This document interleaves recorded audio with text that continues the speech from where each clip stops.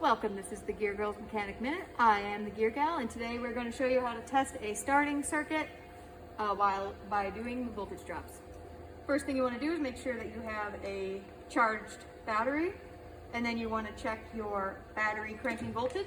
Crank 11.10, and then from there you want to check your starter cranking voltage. And in order to do that, your circuit has to be active. So you go onto the positive stud and the negative stud. Make sure you get a good scratch. Make sure you got a good connection there. All right, crank.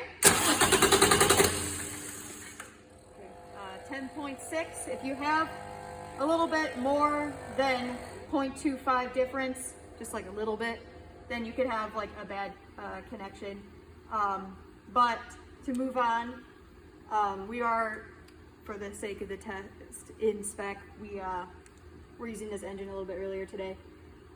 So you would take your positive lead and keep it on the positive side of the starter.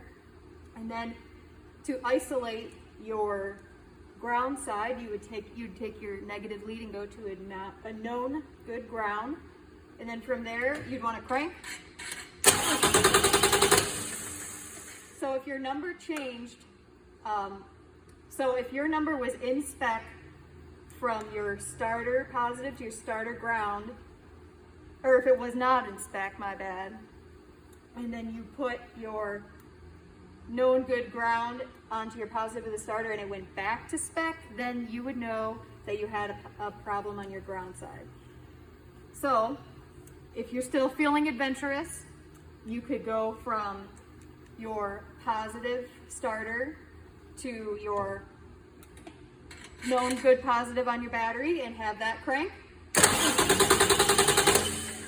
And from there you'd want to read almost no voltage, because that would be your voltage drop of, you would not want to drop any voltage from in that positive circuit.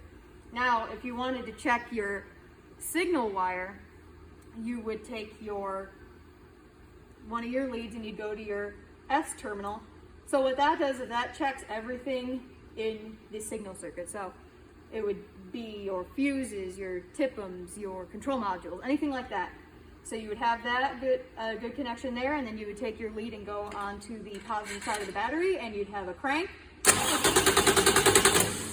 And from there, you'd want to read next to zero as well. That would show you that everything was good on your power side. So, yep, this has been the Gear Gals Mechanic Minute. We'll see you next time.